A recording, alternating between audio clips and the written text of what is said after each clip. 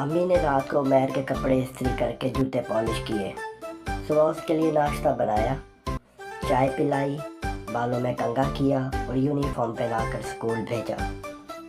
چھٹی کے بعد عمیر جب گھر آیا تو اس کے یونیفارم پر سیاہی کے دھبے تھے، بال بکھرے ہوئے تھے جیسے برسوں سے نہایا ہی نہ ہو۔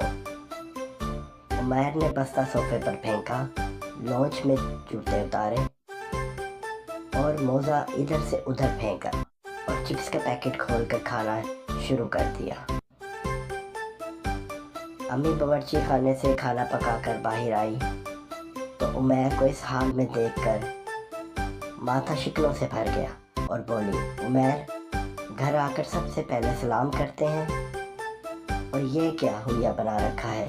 اٹھو اٹھو، چیزوں کو اپنی جگہ پر رکھو، منہ ہاتھ دھو کر کپڑے بدلو۔ عمیر اماں کی بات کو نہیں مانتا، اماں سارے کام کرتی ہے لیکن اسے احساس نہیں۔ کیا عمیر کا یہ رویہ اماں کے ساتھ ٹھیک ہے؟ عمیر کو کیا کرنا چاہیے اور آپ خود کیا کرتے ہیں؟ مشورہ دیجیے، عمیر کا رویہ تبدیل کرنے کے لیے اماں کیا کرے؟